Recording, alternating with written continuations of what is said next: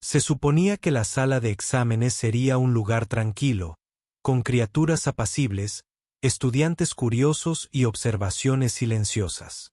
Ese era el objetivo del día de intercambio de biología. El espacio se había acondicionado como una alegre feria de ciencias, lámparas de muestras brillantes, burbujas de contención zumbando suavemente, filas de mesas de exhibición pulidas esperando pequeñas mascotas alienígenas y criaturas inofensivas no más grandes que una mano. Al menos, ese era el plan. El ambiente cambió en el momento en que llegó el humano.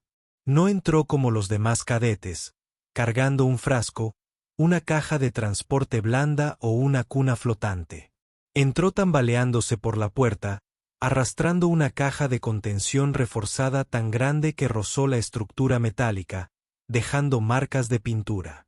La caja se estrelló contra el suelo con tal fuerza que las luces parpadearon. Algunas criaturas alienígenas chillaron, se inflaron, chispearon o simplemente se desmayaron con el impacto. El humano se secó la frente, revisó las 6 abrazaderas de cierre y dijo alegremente: «Está un poco gruñón hoy». Nada dentro debería haber sido lo suficientemente grande como para necesitar 6 abrazaderas ni doblarlas. La caja resonó con un golpe seco desde dentro, tan fuerte que hizo caer polvo del techo. Varios estudiantes retrocedieron. Uno se escondió tras un pupitre. Un cadete alado, instintivamente, se cubrió el rostro con sus plumas a modo de escudo. La cresta del instructor se aplanó contra su cráneo mientras intentaba, sin éxito, ocultar el temblor en su voz. Les recordamos a todos los estudiantes que la criatura no debe ser letal, graznó. El humano parpadeó. Sí, está bien. La caja volvió a temblar, esta vez con más fuerza, y algo en su interior emitió un profundo retumbo burbujeante que no parecía propio de un aula. El suelo vibró bajo su peso. Una pantalla hueca cercana falló y se reinició. Un estudiante alienígena susurró: «¿Por qué suena como agua y asesinato a la vez?». El instructor levantó una mano temblorosa. «Quizás deberíamos empezar con otra persona». El cadete se apresuró a ofrecerse voluntario.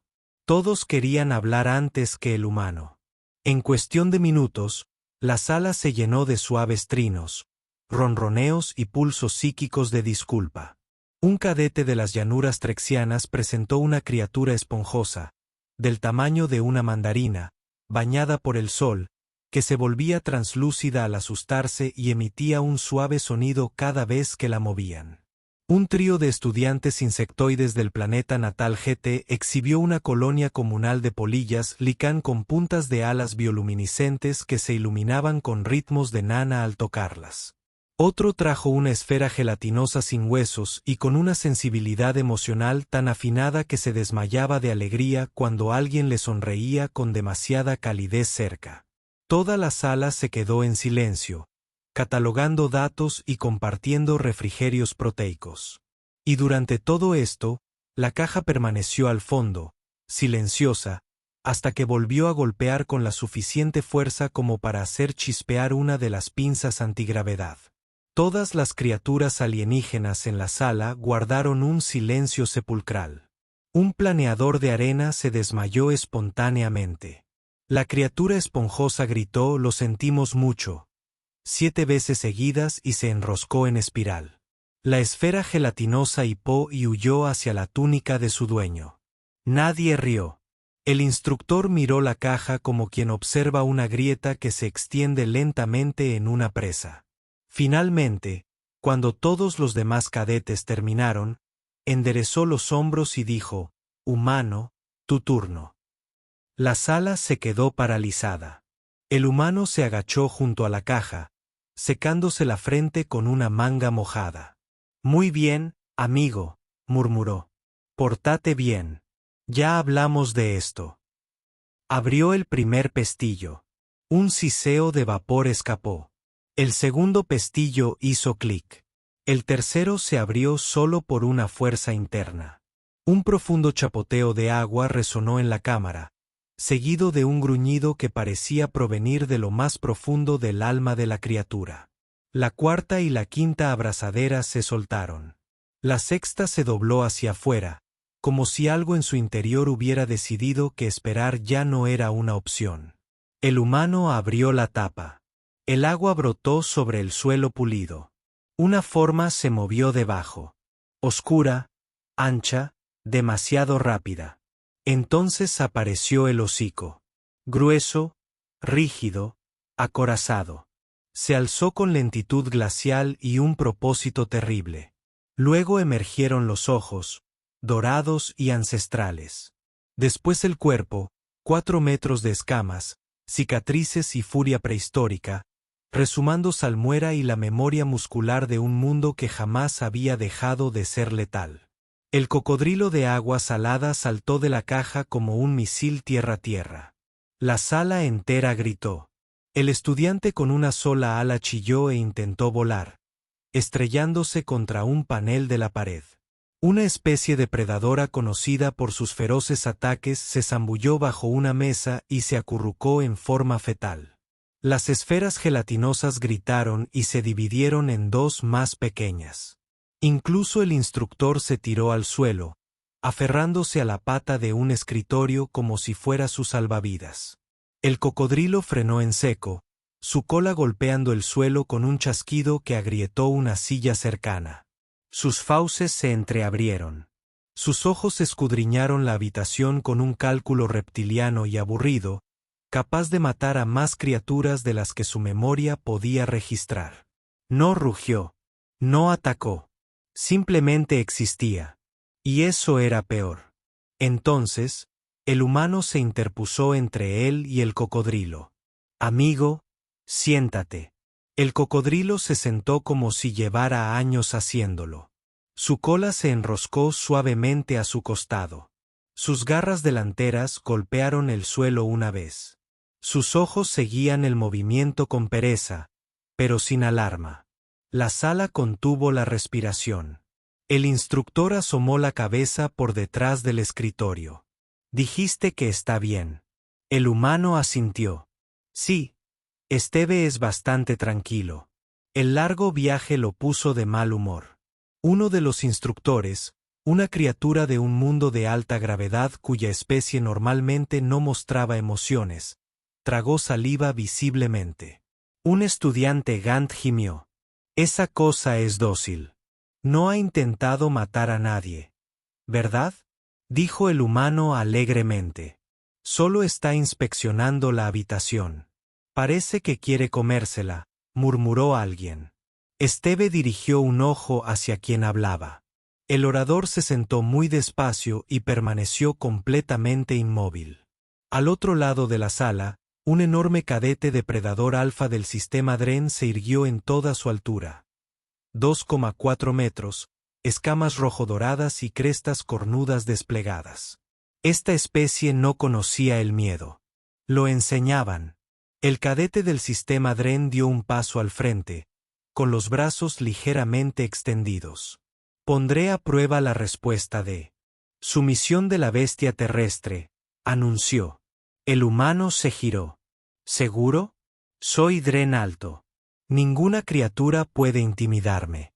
Infló el pecho y se acercó. A 2 metros de Esteve, el cocodrilo se movió. Eso fue todo. Ni un gruñido, ni un ataque, solo un leve cambio de peso. Un ligero movimiento de cola, una leve inclinación de cabeza. Todos los instintos depredadores en el cerebro de Drenal se activaron de inmediato. Correr. Drenal se paralizó. Sus piernas cedieron. Cayó al suelo, jadeando. La cresta se retrajo por completo, sus pupilas dilatadas y llenas de un conocimiento prehistórico que nunca había querido adquirir. El cocodrilo no se movió. El humano dijo, sí, debí haberte avisado. A Esteve no le gustan las bravuconadas. Se acercó con aire despreocupado, colocó una mano tras la mandíbula inferior del cocodrilo y se arrodilló a su lado como quien va a revisar el collar de un perro. Esteve resopló una vez. Tranquilo, amigo. No sabía lo que hacía.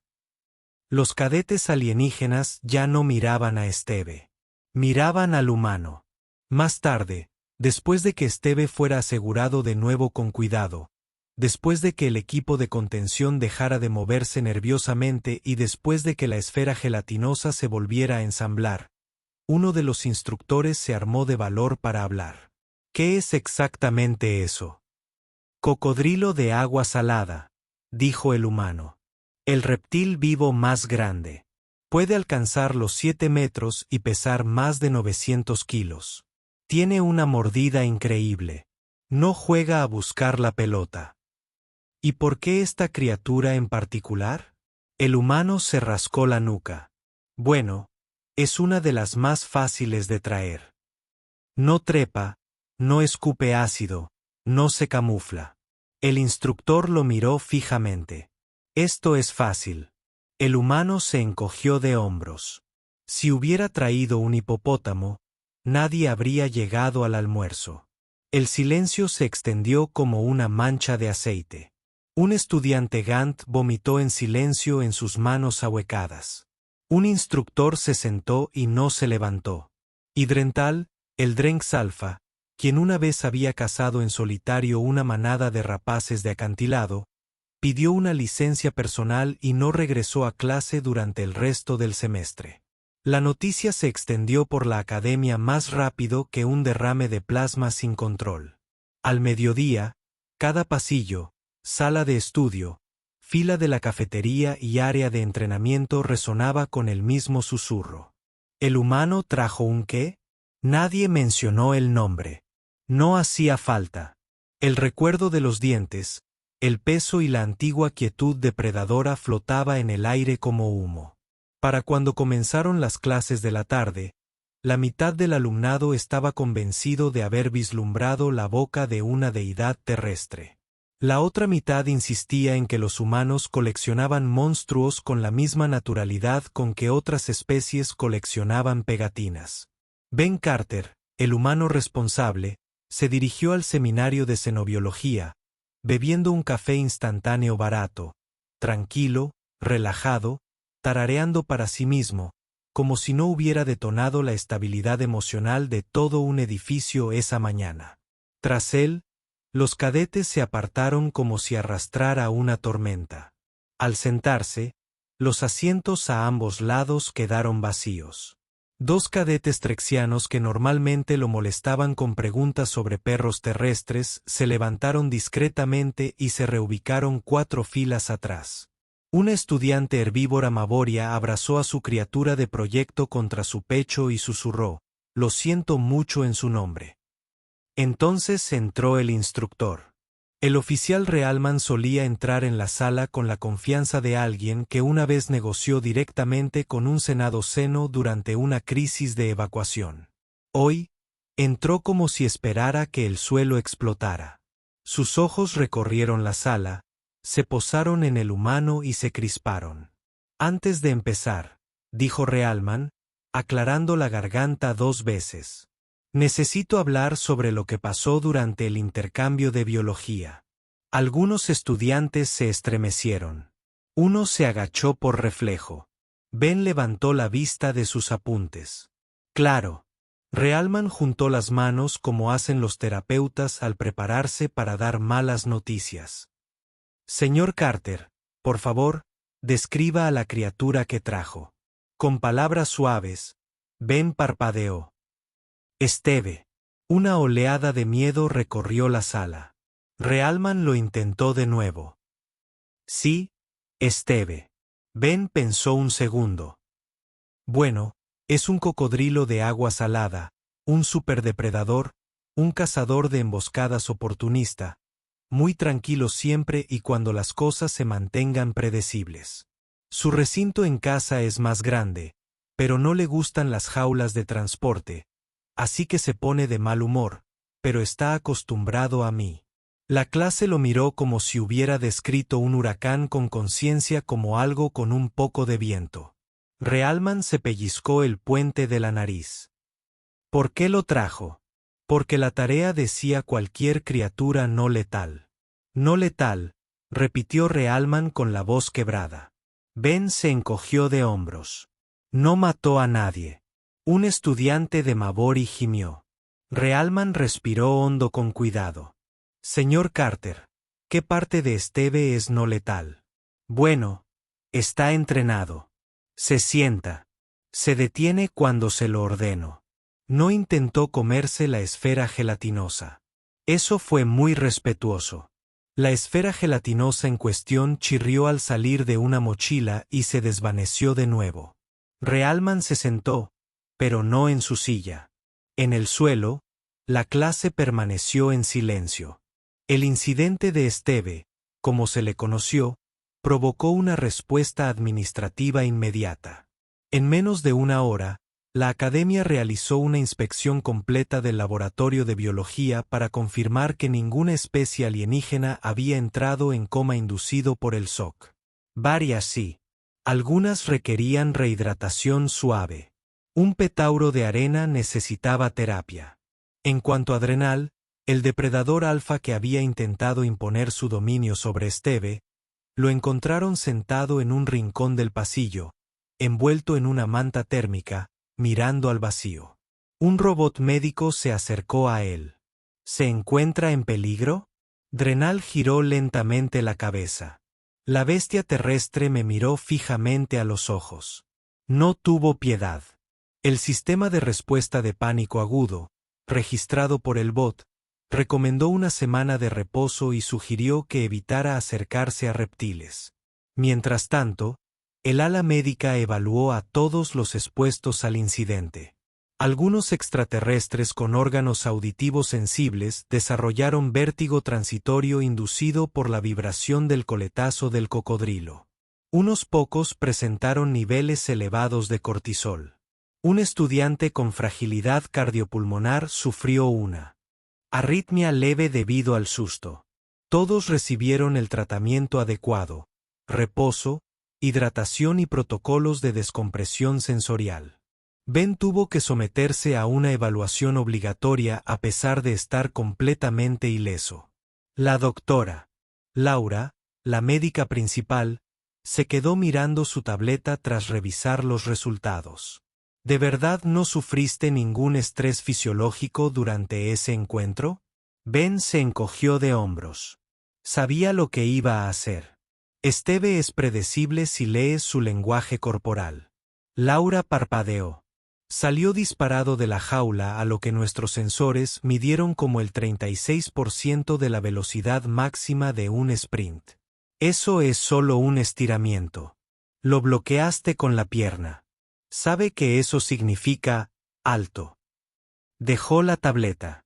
Señor Carter, voy a preguntar esto por el bien de la galaxia. ¿Qué se considera peligroso en la Tierra? Ben pensó. ¿En serio? Pensó. Bueno, hipopótamos, osos, alces en primavera, casuarinas, algunos felinos grandes, búfalos enfadados, elefantes en un mal día, tiburones si uno se pone imprudente, serpientes venenosas, según la región, jabalíes, glotones a veces. Lura lo miró fijamente. Añadió, pero Esteve es bastante seguro. Está acostumbrado a la gente. No traería a uno de los peligrosos. Esteve no es uno de los peligrosos, repitió Lura lentamente, como intentando descifrar una matriz de amenazas. Claro. Lo despidió con un gesto débil. Se fue silbando. Ella terminó su turno, sentada en silencio en su oficina, reevaluando su comprensión del término planeta habitable. Esa noche, los instructores celebraron una reunión de emergencia. Roman golpeó la mesa con una tableta. No podemos permitir que esto vuelva a suceder. El instructor Hal palideció. Dijo que Krake Daul era el tranquilo. ¿Qué pensaba traer originalmente? Susurró el instructor Van. Realman se frotó la frente. Necesitamos directrices más estrictas y aclaraciones sobre la fauna terrestre. Un silencio sepulcral se apoderó de la sala. Alguien finalmente formuló la pregunta que nadie se atrevía a hacer. ¿Deberíamos advertir a los demás cadetes sobre los humanos? Preguntó con voz ronca. Realman observó al grupo de experimentados instructores, quienes casi habían perdido la cabeza por culpa de un reptil que el humano había descrito como gruñón pero manejable. Sí, dijo Realman con gravedad. Sobre los humanos. De vuelta en los pasillos de la residencia, Ben se relajaba en la sala común, mirando su tableta mientras comía las sobras. Para él, había sido una mañana ligeramente caótica, un inconveniente, nada más. Para los alienígenas sentados al otro extremo de la sala, fingiendo no mirarlo, era la viva imagen de la locura controlada. Una de ellas, una diminuta estudiante herbívora, reunió valor y se acercó con manos temblorosas. «Humano Ben», chilló. «¿Puedo preguntarte algo?» «Claro», extendió a su temblorosa criatura esponjosa. «¿Qué haría tu Esteve si viera esto?» Ben miró a la criatura esponjosa, que tembló y susurró, «Lo siento mucho». «Bueno», dijo pensativo, «Esteve probablemente la olfatearía y seguiría su camino. No come cosas tan pequeñas». La criatura esponjosa se desmayó al instante. La estudiante herbívora huyó de vuelta con su grupo, con los ojos desorbitados por el terror. Ben la vio alejarse, confundido. «Hoy todos están nerviosos», murmuró. Al otro lado del salón, 7 especies alienígenas reprimían gritos al mismo tiempo. Y en algún lugar del ala de hábitats de la academia, Esteve yacía en su tanque de contención, completamente tranquilo, sumergido en agua tibia y emitiendo pequeños sonidos de cocodrilo que, según todos los dispositivos de escucha, provocaban 2 respuestas distintas en todas las especies no humanas: luchar o paralizarse. Esteve estaba bien. Los demás no. 3 días después del ya tristemente célebre intercambio de biología, la alta dirección de la academia se reunió a puerta cerrada para abordar las consecuencias. El tema central de todas las reuniones era claro, aunque cuidadosamente redactado: la reevaluación del protocolo de la especie humana y la clasificación de compañeros terrestres. La frase era cortés, aséptica. Significaba, sencillamente, ¿cómo pudo un estudiante introducir un tanque biomecánico con dientes en un espacio de aprendizaje? Mientras tanto, al otro lado del campus, Esteve, el tanque biomecánico en cuestión, descansaba en un recinto acuático modificado que antaño se había utilizado para estudios de grandes anfibios. Un enorme tanque personalizado se había construido a toda prisa durante la noche con el presupuesto de ingeniería de emergencia, equipado con salinidad controlada por infrarrojos, agua salobre tibia y paneles de polímero transparente reforzado capaces de soportar más de 4 toneladas métricas de presión. Esteve lo aprobó. Lo demostró flotando completamente inmóvil durante 3 horas seguidas con los ojos abiertos, liberando periódicamente 1 o 2 burbujas y luego agitándose con la suficiente fuerza como para aflojar un tornillo del suelo, solo para probar los límites de la acústica del tanque. El equipo de mantenimiento reparó el perno, desistió de intentar rastrear sus ciclos de sueño y se marchó en silencio. De vuelta en el ala de xenobiología, un nuevo reglamento fue colocado en cada panel holográfico. Los estudiantes deben presentar un análisis de riesgo exhaustivo de todas las especies de origen terrestre antes de la presentación en clase. Los organismos acompañantes del planeta Tierra deben estar contenidos utilizando sistemas de sujeción de seguridad de clase 3. Cualquier criatura que haya provocado desmayos en 3 o más especies alienígenas no podrá asistir a futuras demostraciones en vivo. Y, por último, los cocodrilos de agua salada quedan prohibidos con efecto inmediato. Ben Carter consideró esto último particularmente injusto. Repasó las nuevas normas mientras caminaba por el pasillo principal con una barra de proteínas en una mano y una credencial de mantenimiento prendida a su chaqueta. El recinto de Esteve requería revisiones diarias. Y, por alguna razón, ninguno de los xenobotánicos a tiempo completo quería encargarse. Ben se ofreció voluntario. Dijo que era como alimentar a un perro si el perro fuera un misil de 400 kilos con piel de hormigón y una mandíbula capaz de partir un submarino. Los pasillos estaban más silenciosos cuando pasó. Los estudiantes alienígenas se apartaron sin mirarlo a los ojos. Algunos hicieron gestos nerviosos de respeto. Unos pocos adoptaron la postura de reverencia completa, normalmente reservada para almirantes militares. Uno incluso intentó ofrecerle una piedra ceremonial de no agresión, que Ben confundió con una barra de granola y casi le dio un mordisco antes de que el cadete gritara. Pero la verdadera tensión provenía de la clase 2G, también conocida como comportamiento depredador CENOP aplicado. Esa clase albergaba a varios cadetes de élite de especies depredadoras alfa, estudiantes entrenados para leer y controlar las respuestas de miedo en los demás. No se habían recuperado de lo que Esteve había hecho, y no lo habían perdonado. En el momento en que Ben entró en la clase 2G, la conversación se detuvo, no se interrumpió, se detuvo por completo. Tomó asiento como de costumbre, asintió cortésmente al instructor y luego comenzó a desenvolver el resto de su barra de proteínas.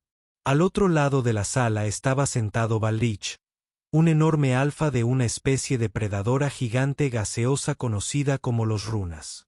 Balrich era lo más parecido a una presencia alfa que tenía la clase.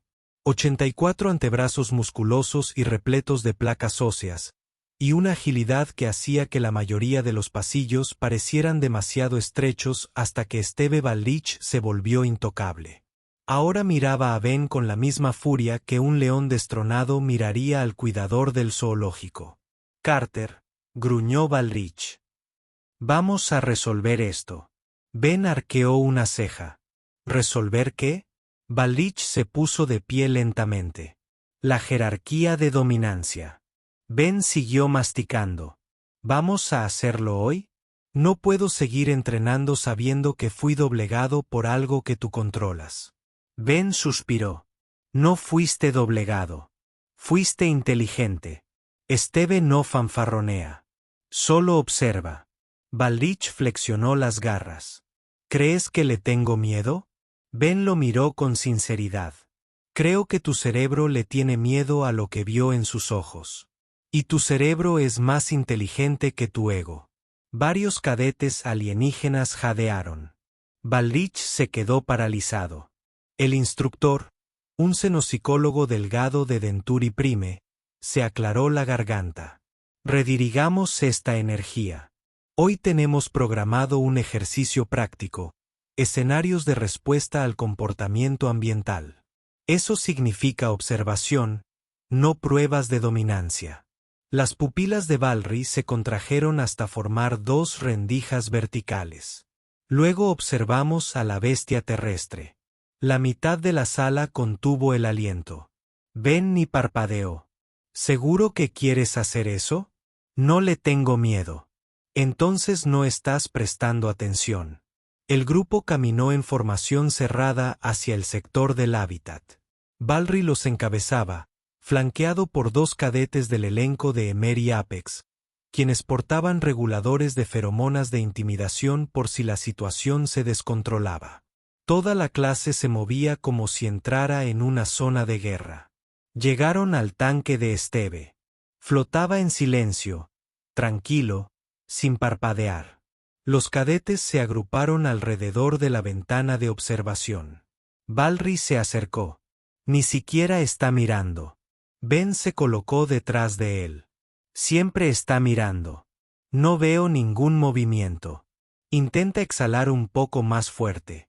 Balri lo hizo. El ojo derecho de Esteve se movió lenta y deliberadamente. Un movimiento que sugería inteligencia sin empatía. Balrich se puso tenso. Uno de ellos soltó su estabilizador.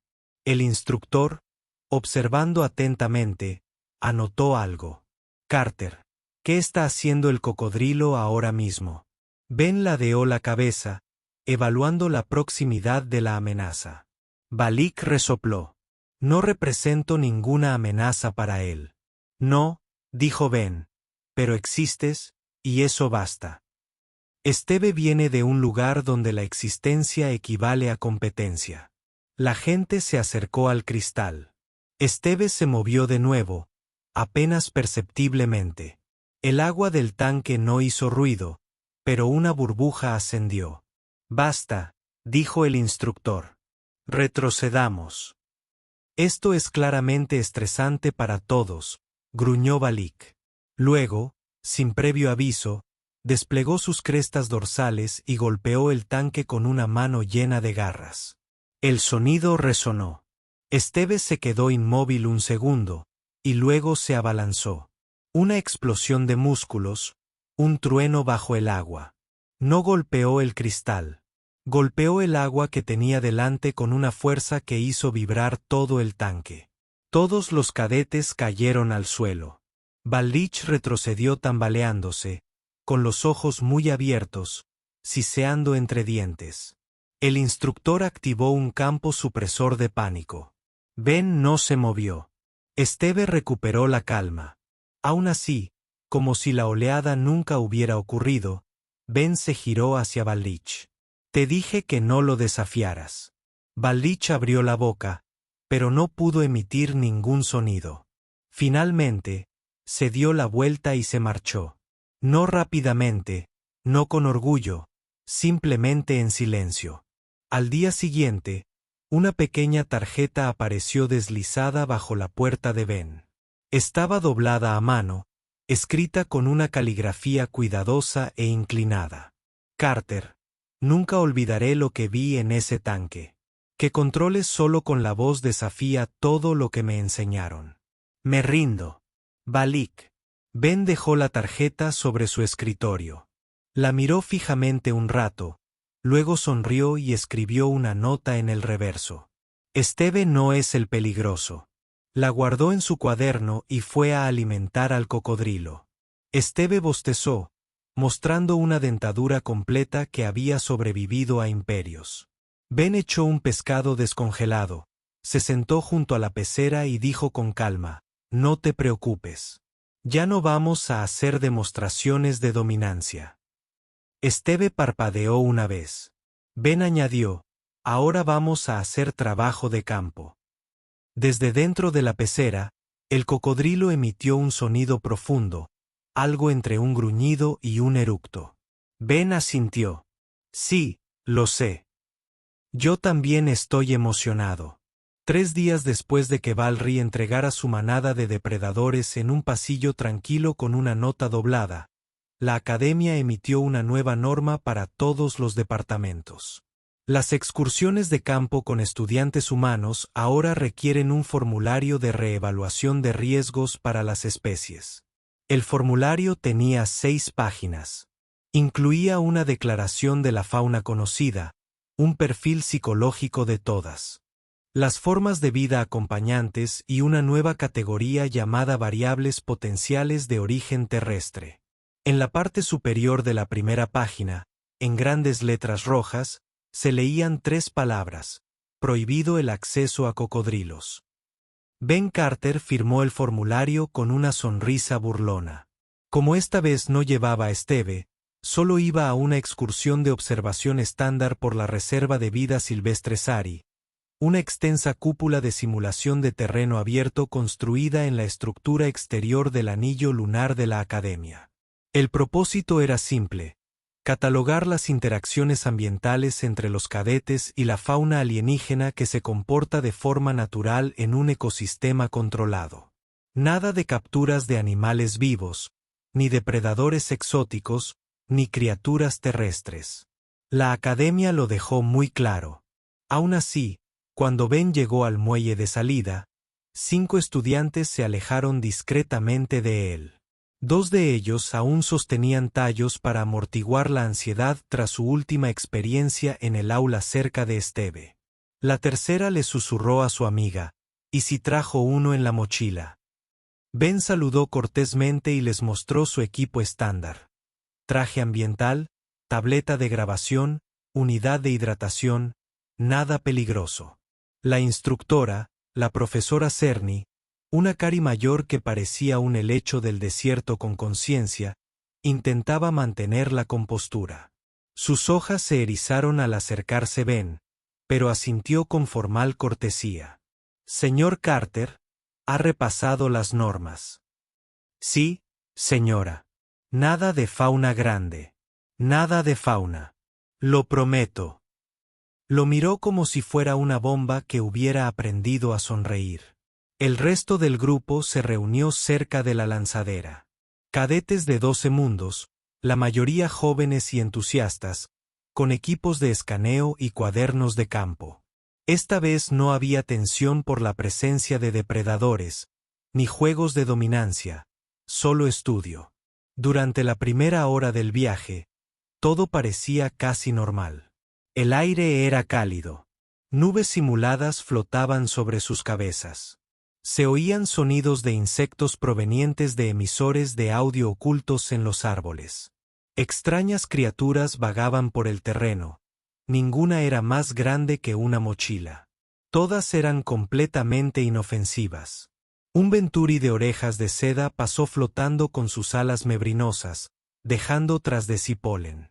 Un saltamontes esclareo de 6 patas levantó una espiral de polvo y desapareció. Unos cuantos mirans pequeños gorjeaban desde las ramas, observando a los estudiantes con cautelosa curiosidad. Ben permaneció en silencio, concentrado, anotando sus observaciones, sin siquiera mencionar a los animales terrestres, y aún así todos lo observaban. El profesor Cerny finalmente exhaló tras 2 horas sin incidentes. ¿Ven? Un día perfectamente normal. Sin fauna inesperada, sin repentinos colapsos de dominio. Fue entonces cuando sonaron las alarmas. Un agudo sonido de 3 tonos resonó en la cúpula. Luces estroboscópicas rojas brillaron en la distancia. Marcadores de emergencia emergieron de la tierra como antenas. El instructor se giró bruscamente. ¿Qué es eso?, gritó un cadete desde una estación de escáner. Algo ha traspasado el perímetro. Otro gritó, sin coincidencia de identificación. No está en el manifiesto del ecosistema de la cúpula. Siri palpó. Al transporte. Ben se quedó donde estaba. ¿Dónde está la brecha? Cuadrante norte. Ben pulsó su muñeca, desplegando la cuadrícula del hábitat. Si entró cerca del arroyo, se dirige hacia el barranco. Somos el equipo más cercano, espetó Zarini, precisamente por eso nos vamos. Pero era demasiado tarde. La criatura apareció a la vista. Al principio, parecía una roca rodando en la dirección equivocada. Luego desplegó sus extremidades, levantó el hocico y apareció la cola. Larga, gruesa, moviéndose de un lado a otro. La voz de Ben era monótona. No es de los nuestros. Sir Nai retrocedió. Es de origen terrestre. Es otro reptil acuático depredador. No, dijo Ben. No es Esteve. ¿Entonces qué es? Ben dio un paso al frente, mirando fijamente. Es una hembra. Los cadetes se quedaron paralizados. La criatura se irguió, con las fosas nasales dilatadas y el cuerpo empapado y cubierto de algas. Sus ojos eran del color del cobre viejo. Su cuerpo era más ancho que el de Esteve, con la cola más pesada y mucho menos paciente. A Ben se le heló la sangre. Oh, no, susurró un cadete. Por favor, dime que está entrenada. Ben negó con la cabeza. No, ni un poco. ¿Cómo llegó aquí? Ben hizo los cálculos. La nave de carga de la Tierra esta mañana. Módulos acuáticos nuevos. Debieron haber etiquetado mal uno de los tanques de almacenamiento temporales. Sir Nai temblaba. ¿Qué es? Ben ni pestañeó. Es una cocodrilo marina salvaje. El caos, parte 2, comenzó de inmediato. La cocodrilo avanzó a trompicones, con la cabeza firme y la cola apartando escombros a su paso. Un estudiante intentó trepar a un árbol. Otro activó su baliza de socorro. Un Mabori se desmayó de pie, ladeándose como una tabla. Cerny gritó: «Regresen al transporte». Pero el vehículo estaba demasiado lejos, y el cocodrilo ya estaba girando, siguiendo el movimiento como un tiburón hiperactivo. Ben corrió, no huyendo, sino hacia él. Recogió del suelo una bandera suelta de contención, uno de esos coloridos palos que ondeaban para delimitar las zonas seguras, y corrió para interceptarlo. El cocodrilo se detuvo y lo observó. Ben agitó la bandera como un cuidador de animales agita una vara acolchada. «Vamos. Tranquilo. No los quieres. Yo soy el blanco fácil». El cocodrilo dudó y luego atacó. Ben se agachó, con las piernas firmes. Cuando se lanzó, Ben se hizo a un lado y le dio un fuerte golpe con el palo en la base del hocico, pero no lo suficiente como para lastimarlo. El cocodrilo retrocedió. Por un glorioso segundo, todos pensaron que había funcionado. Luego partió el palo por la mitad y volvió a atacar. Ben se lanzó a un lado y rodó. Las mandíbulas del cocodrilo se cerraron de golpe donde él había estado parado, partiendo un trozo de tierra densa como si fuera cartón mojado. Ya no estaba confundido. Fue interesante. Un cadete rúnico entró en pánico y abrió fuego con una porra de baja tensión. El arco eléctrico impactó en el flanco del cocodrilo y rebotó. Ben gritó: «¡Alto! Solo la estás enfureciendo». El cadete rúnico soltó la porra y huyó a un arbusto. Ben se puso de pie. Le dolía el hombro, un viejo pinchazo, una molestia que sabía que no era una dislocación, pero que sin duda no era buena señal. Apretó los dientes y cojeó hacia adelante. El cocodrilo daba vueltas. Sir Nye gritó: «Es demasiado tarde. Los sedantes de emergencia no llegarán a tiempo». Ben se irguió de nuevo. «Entonces la calmaré». No se puede calmar a un cocodrilo salvaje con palabras. Ben inhaló y luego usó el mismo tono que siempre usaba cuando Steve se emocionaba demasiado cerca del terrier de su vecino. No. Alto. Siéntate». El cocodrilo se detuvo. Parpadeó. Su enorme cola golpeó la tierra. Ben dio un paso al frente. «Estabas furioso porque alguien te despertó y te dio la merienda equivocada. Bastó un paso más». Ben se arrodilló, extendió la mano muy despacio y tocó el costado de la mandíbula. Toda la clase contuvo la respiración. El cocodrilo resopló. Una larga y húmeda exhalación. Luego se calmó. No era dócil, no estaba domesticado, solo lo suficientemente tranquilo como para que Ben pudiera adoptar una posición dominante, presionar una rodilla contra la articulación del hombro y sujetar la bisagra de la mandíbula con ambos brazos como si fuera una barra de dominadas invertida. Le palpitaba el hombro. Un dolor punzante le atravesaba el deltoides con cada respiración, pero aguantó. Cerny susurró con calma: «Envíen la jaula. Sin sedante. Repito, sin sedante. Carter lo tiene sujeto». 20 minutos después, llegó el equipo de rescate. El cocodrilo fue recapturado. Los cadetes fueron conducidos de vuelta al transporte. Nadie habló. Nadie parpadeó. Varios ni siquiera respiraron hasta que el pestillo de seguridad del tanque de emergencia se cerró. Ben se sentó en el borde de una jaula, jadeando. Un técnico sanitario se le acercó. «Te has lesionado los hombros». Ben asintió. «Distensión del rotador. La misma de hace 2 meses. No hay desgarro, solo presión. Necesitas compresión, estabilización y reposo». «Ya lo sé. ¿Por qué no nos dejasteis que nos encargáramos?» Ben levantó la vista. «Porque ninguno de vosotros fue tan tonto como para acercarse». El técnico lo miró fijamente durante un largo rato y luego le dio una palmada.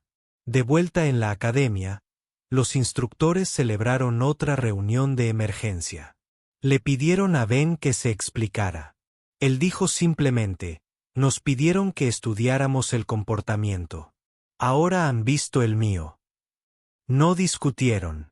Simplemente añadieron un nuevo campo a los formularios. ¿Tiene tu especie algún otro depredador que la Tierra pueda considerar manejable?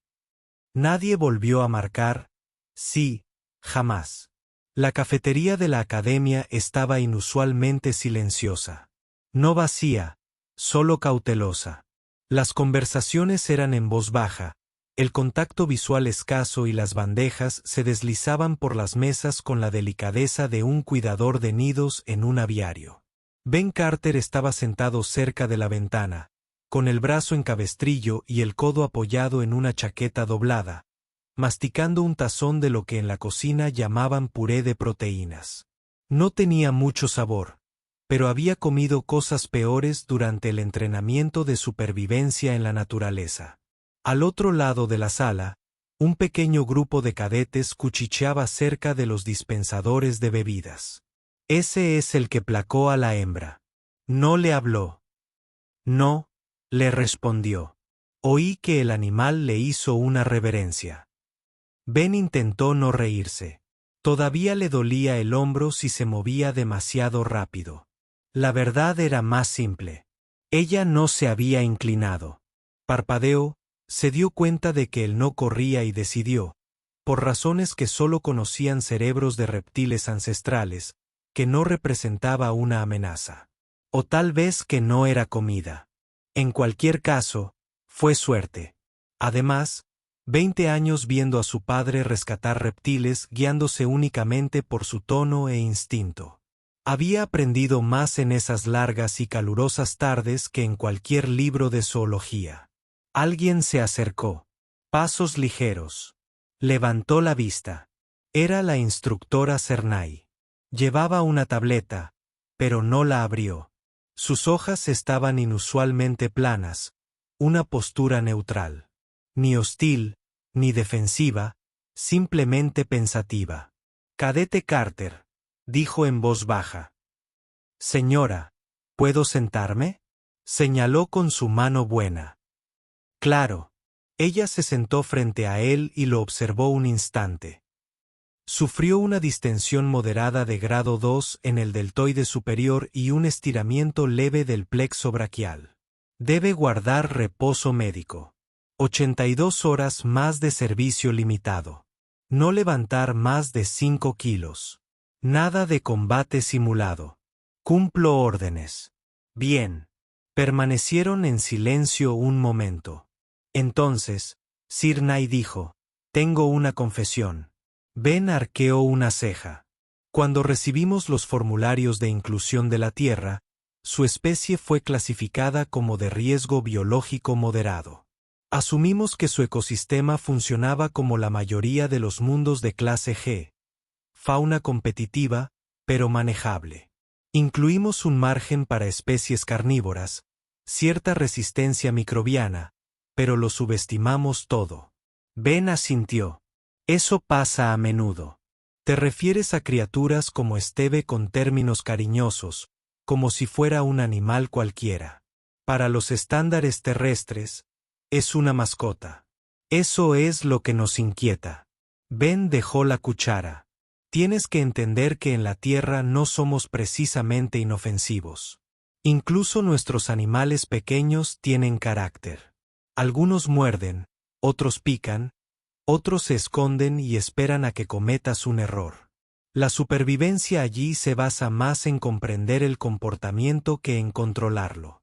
Cernay miró el soporte en su hombro. No parece que valga la pena el coste. Ben sonrió levemente. Solo si lo mides por lo fácil que es la vida, no por lo que enseña. Lo miró fijamente durante un largo rato. Finalmente, pulsó su tableta y proyectó una lista de especies sobre la mesa. Fotos, estadísticas, advertencias, animales terrestres. Todos archivados en el Consejo de Diplomacia de las Especies Terrestres.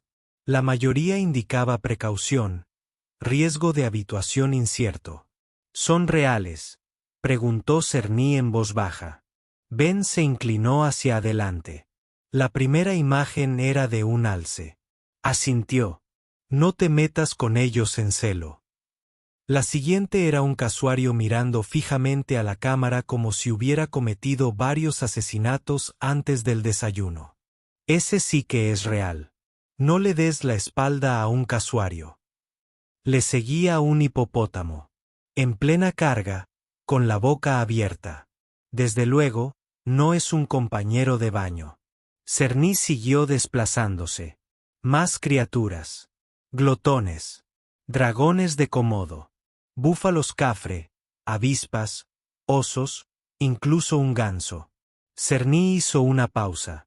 Dice que los gansos tienen un riesgo moderado de agresión territorial. Pesa 8 kilogramos. Ben asintió. Esa es correcta. Hablas en serio. Van a por las rodillas y no paran. Ella se recostó. ¿Cómo habéis sobrevivido como especie? Ben se encogió de hombros. Nos adaptamos, construimos herramientas, trabajamos en grupo. Nos enseñamos unos a otros que no tocar, como Esteve. Exacto. Siri, otra vez. ¿Y los tenéis como compañeros? No siempre. Algunos los tenemos como un reto, para su conservación o simplemente porque admiramos su naturaleza salvaje. Sirnai se quedó mirando la imagen del ganso un momento más y luego la descartó. Se puso de pie. Has modificado varias partes de nuestros protocolos de entrenamiento, cadete. Lo siento. Inclinó la cabeza. No, gracias a ti. Ben parpadeó. ¿En serio? Sí. Teníamos que recordar que la naturaleza no siempre es educada, el mundo se resiste a ser editado. Se giró para irse en la puerta. Se detuvo. Dime la verdad. ¿Qué es lo más peligroso de tu planeta? Ben no respondió de inmediato. Cuando finalmente lo hizo, su voz era baja. Nos perjudicará si olvidamos cómo respetar todo lo demás. Siri asintió una vez y se marchó. Pasaron las semanas. Esteve fue enviado a casa con triple verificación de seguridad, escoltado por 2 cuidadores xenomorfos y un robot de carga que se negaba a moverse a más de 2 kilómetros por hora. Cuando se encontraba a menos de 15 metros de la caja, su tanque en la academia era desmantelado. Los protocolos de seguridad de la cúpula del hábitat fueron actualizados. Balrich, el líder que una vez desafió a Esteve, se reincorporó discretamente, ahora especializándose en diplomacia interespecies. Los cadetes aún susurraban historias sobre la caja que se dobló, la criatura que sonrió, el depredador que se sentó a la orden, pero sobre todo, recordaban el momento en que el humano dio un paso al frente desarmado, con solo su voz y su presencia, e hizo que una pesadilla se sentara. No con magia, no con armas, sino con comprensión. La lección caló hondo y resonó mucho más allá de los muros de la academia porque, por primera vez, docenas de especies alienígenas comenzaron a comprender verdaderamente algo que la Tierra había estado tratando de decirles desde siempre. No tienen mascotas.